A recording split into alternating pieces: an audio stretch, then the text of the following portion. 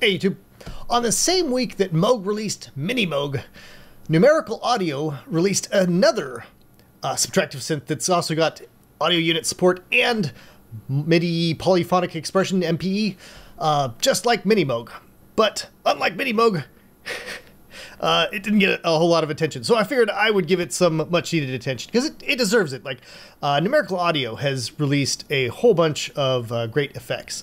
And before cynical internet comes raining down on me, calling me a sellout, I am not getting paid to do this video. I don't even think they've been an advertiser on the site. Okay, I just wanted to show off an app that deserves some attention that was getting completely overshadowed by Mini Moog. So this is a similar single panel synth where you've got like all kinds of stuff, but it's all on one panel, and you can easily jump between all the bits. And let's start off by jumping to the effects, because this is where I think this shines. It has built in a drive, chorus, echo, and reverb, and I particularly like the chorus and reverb, so I'm just gonna start off right off the bat throwing in some of those.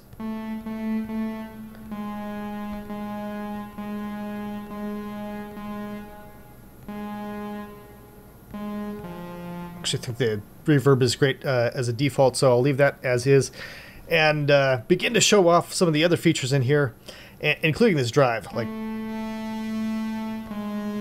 all right, so we're doing a single. We're in poly mode. I'm just doing a single note, and you can shape this tone to be a brittle or darker.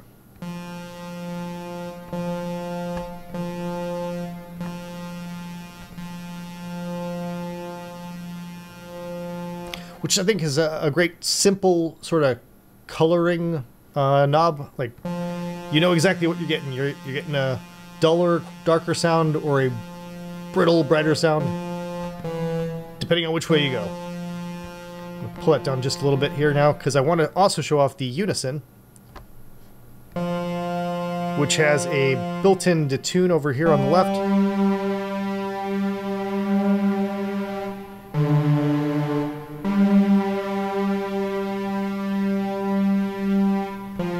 Which is sounding great through the effects.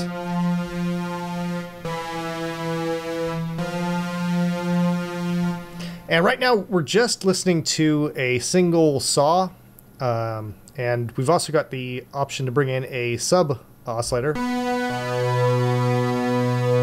which itself can be shaped and from square to triangle. Right now it's in triangle. Make it a square.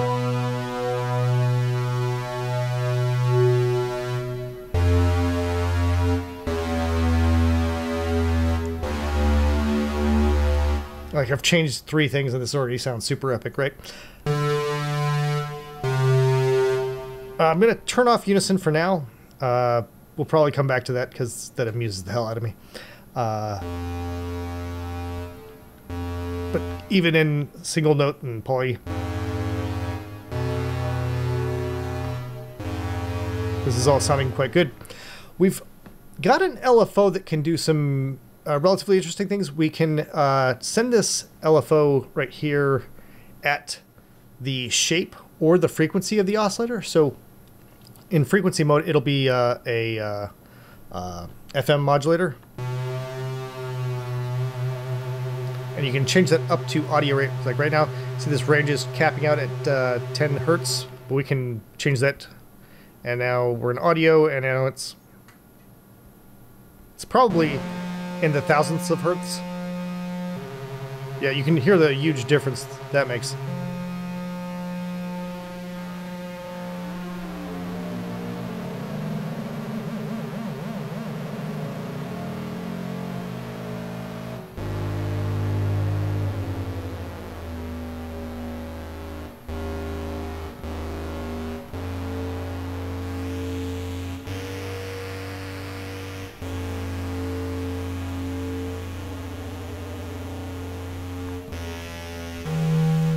But you can also say, you know what, I don't want to do FM like that. I want to actually change the shape of the oscillator. So this is particularly fun. So now the knob up here goes from saw to square.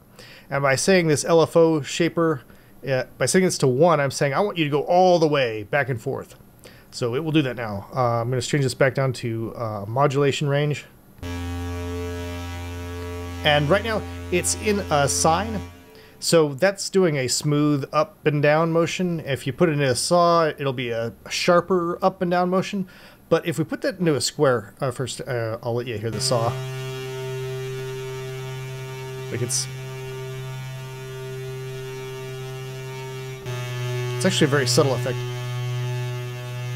You can kind of see that in the waveform, but not really.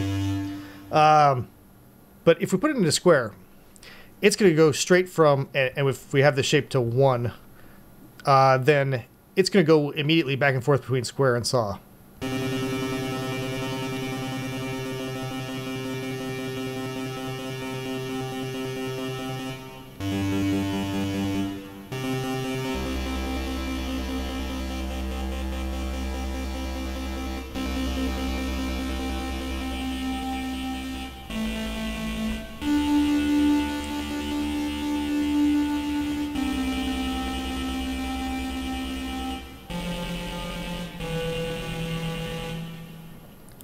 And you can obviously see that you get some really weird sounds like that. If you just want to have a little bit more normal thing, there are the normal things in here. So we've got this amp envelope where we can change things like our release.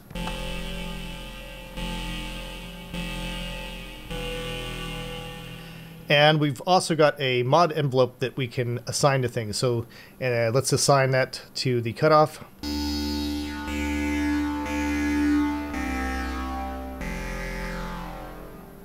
Bring down the sustain, so now it's just going to pop it up and give me a decay, and I've got a little bit of release on this, so if I take my finger off real fast, it still gives me some of that. If I take off the release, it'll sound kind of weird. But with the release, I can do these stabs, and the filter doesn't go wonky. So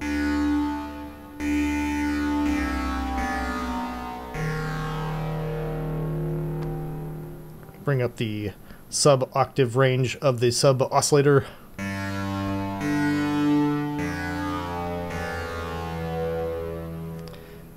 So that's a much more normal sounding thing. I didn't want you to get the impression this is just weird, but that's just me that's doing the weird. We've also got a panner here, pan spread.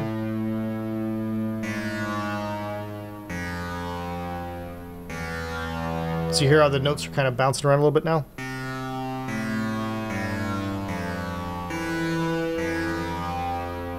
Which sounds amazing with that reverb.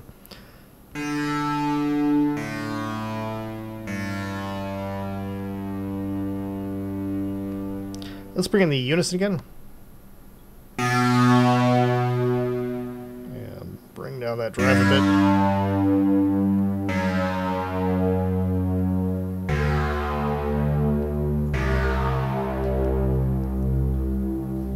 Doesn't that sound so good? Like, I'm just hitting one note and it's...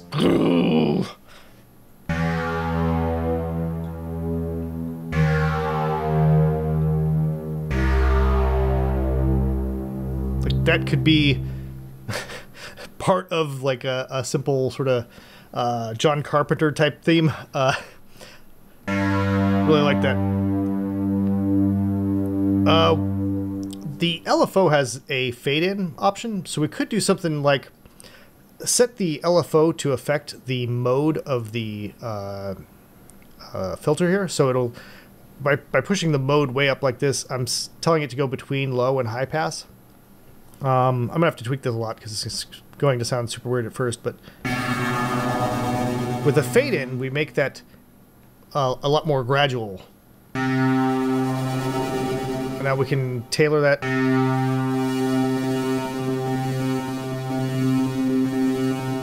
bring it down a little bit so it's not quite so dramatic.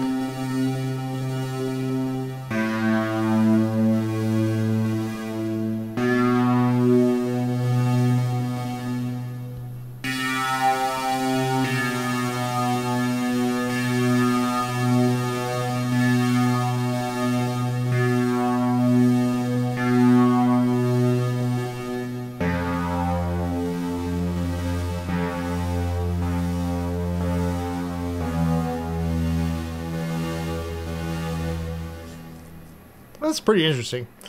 Trying to think of some way to work with that, but that's clearly its own sort of sound. So if you're going for that sound, you're gonna have to commit to it, and I'm not ready to commit to it, so I'm gonna take that out.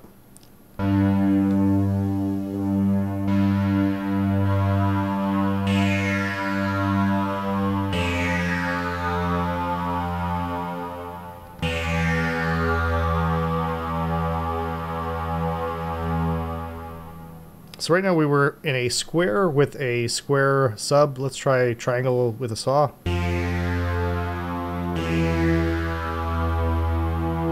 Maybe blend the two.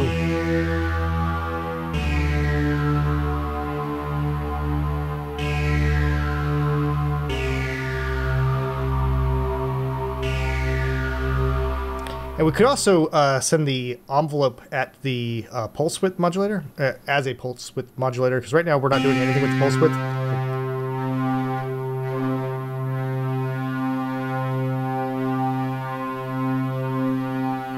You get lots of interesting tones by changing. Like, can you see this? Can you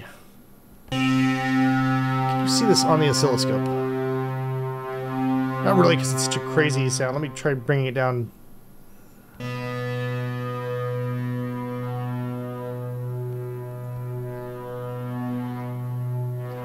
Now I've got too much weirdness going on for you to really clearly see what that's doing, but it's changing the way the wave is starting and stopping, or how much of it is a positive and negative. So let's try this with the LFO, or excuse me, the envelope.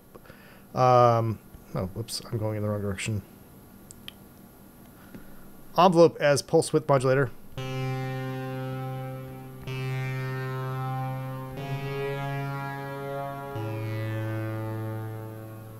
Great. So without it, it's a good sound, but when we do add a whole bunch of this modulation from the mod envelope,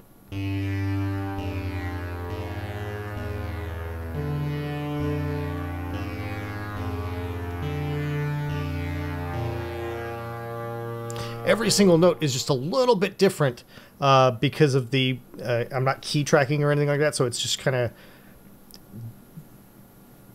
we're hitting the waves and the pulse width and everything. It's all over the place.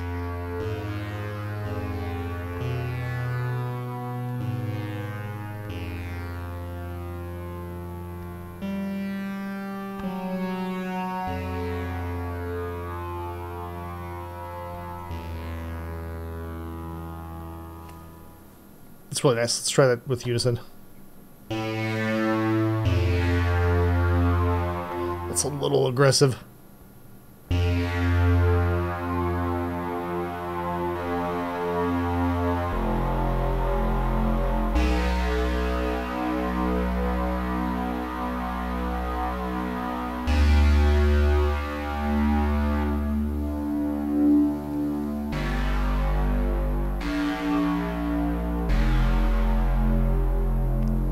So good.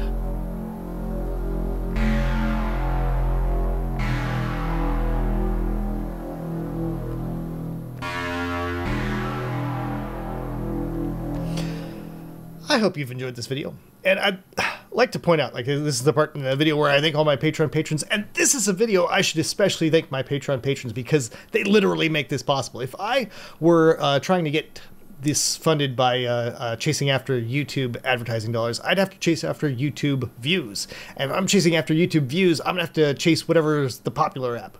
And then this would be just another Minimoog app video. So because I am doing Patreon, I only have to care about those Patreon viewers. I don't give a shit about anything else. So I can do videos on apps that I think should be showcased, as well as apps suggested by those patrons. So it's a win-win all around. Thank you very much to all my Patreon patrons for making this video actually possible. Take it easy, folks.